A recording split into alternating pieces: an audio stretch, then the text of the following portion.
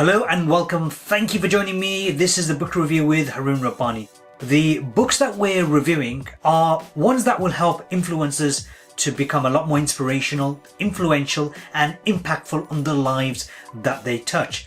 Now, the key concept is this: in order for you to become all of those things, inspirational, influential, and impactful, you've got to learn how to make better decisions. And so this week's book review is called Predictably Irrational. It's by Ariely, and it's probably one of my favorite books that I've read in a very long time.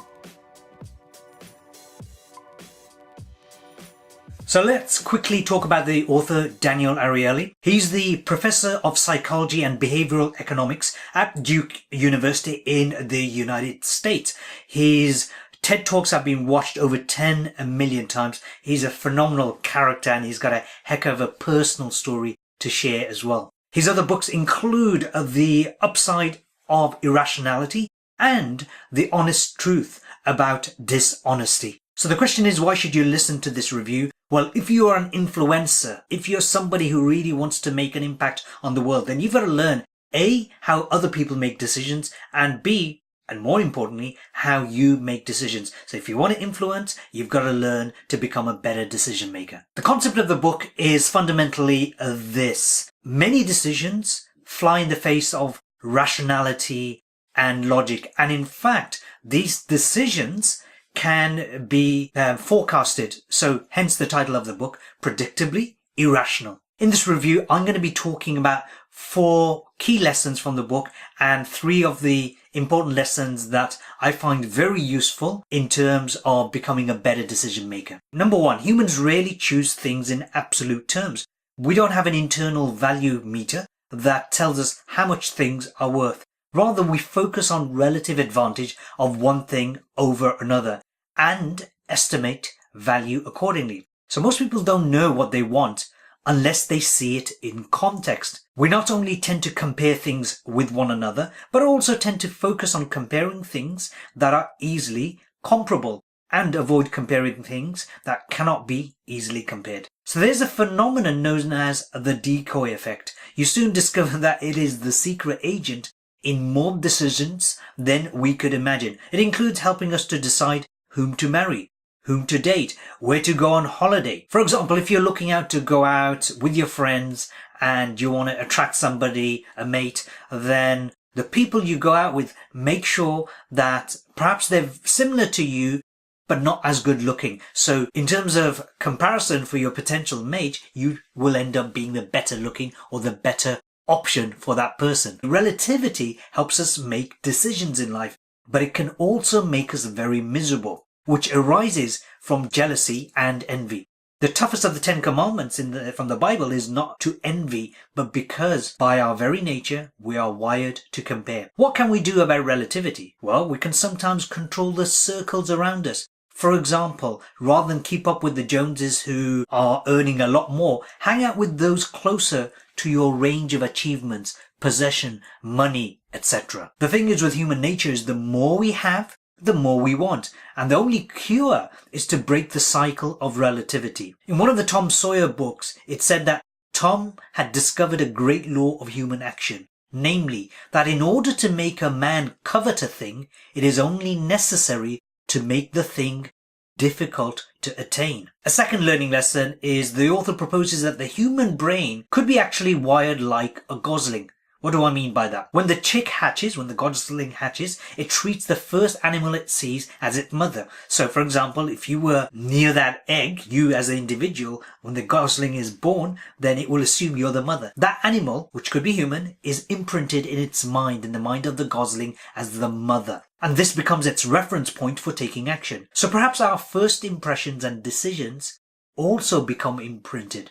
How does this imprinting play out in our lives? So the idea is this: although initial prices of a product may be arbitrary, once those prices are established in our minds, they will shape not only present prices, but also future prices.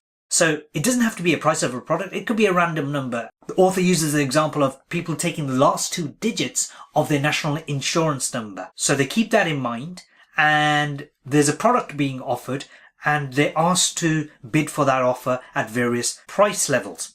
And what happens is the people with smaller last two digits in the insurance number, say for example the number 11, tend to bid lower. And the people with the highest numbers, let's just say 97, tend to value whatever is on offer at a much higher price. So that's when the imprint is set. Those first two numbers or three numbers or whatever it is set initially. And from then on, we are willing to accept a range of prices based on those two numbers. Starbucks understood this. When you first buy a coffee from Starbucks, as opposed to Dunkin' Donuts, which has cheaper coffee, an ideal decision-making process should take into account the quality of the coffee, the prices at the two places, and the cost of travel to either of the places. However, there's a crowd mentality or a herd mentality effect that reinforces the buying decision, and you become the herd. So this is how it works. The first time you join the herd is when you are the first person to buy the coffee. The second person in the crowd is when you go and buy the coffee the second time.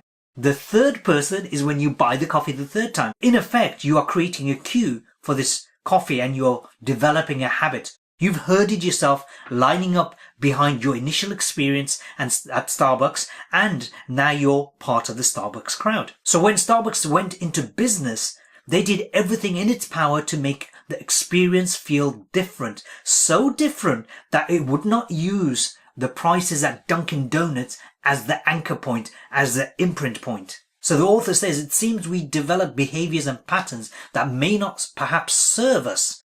With everything you do, you should train yourself to question your repeated behaviors. The first decision we make is important as it leads to a long stream of decisions. The power of the first decision affects you for years. Given this effect, the first decision is crucial and we should give it an appropriate amount of attention. The third learning lesson is this: what consumers are willing to pay can easily be manipulated. It seems that instead of consumers' willingness to pay influencing market prices, the causality is somewhat reversed, and it is market prices themselves that influence consumers' willingness to pay. The sensitivity we show to price changes might be, in fact, largely a result of our memory for the prices we have paid in the past and our desire for coherence with our past decisions. It is not at all a reflection of our true preference or our level of demand.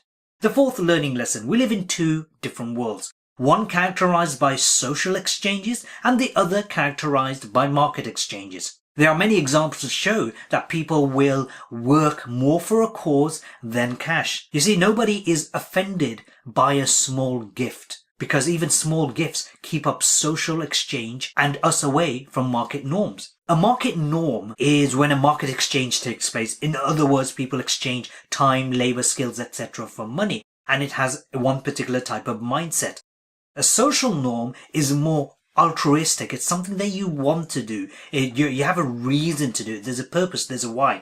People are willing to work for free, and they are willing to work for a reasonable wage. But offer them just a small payment and they will walk away. Just thinking about money makes us behave as most economists believe we behave, and less like the social animals we are in our daily lives. When a social norm collides with the market norm, the social norm goes away for a long time. In other words, social relationships are not easy to re-establish. The author gives examples of medical benefits. These are in particular a comprehensive medical coverage in the American system, and it's one of the best ways a company can express its side of the social exchange. Companies removing the social benefits for employees are undermining the social contract between the company and the employees and replacing it with market norms. So in other words, people aren't just working for money. Money is one aspect. When you introduce social norms, they're working for a much greater purpose, and they are much more engaged and much more likely to be loyal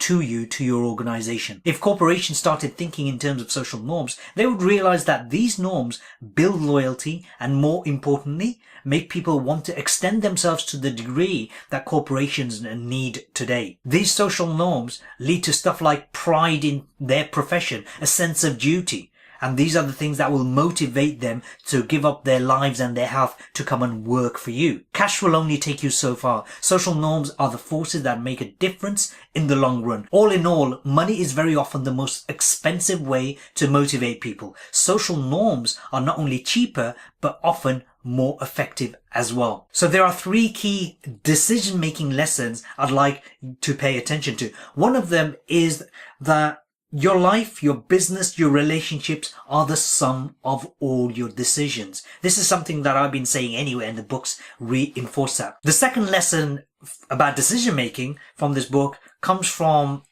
Socrates during his trial before he was executed, which was this. He said, "An unexamined life is not worth living." And this is because he was disruptive to the community and supposedly corrupting the youth. In other words, getting them to think for themselves. So examine your life, look at the decisions you're making, particularly the initial ones and the consequences, and look at what kind of decisions are serving you and what are the decisions that are disserving you. In other words, they're not doing you any good at all. The third important lesson I've learned from this is practice making new micro decisions every single day. You don't have to make loads, just one little decision a day.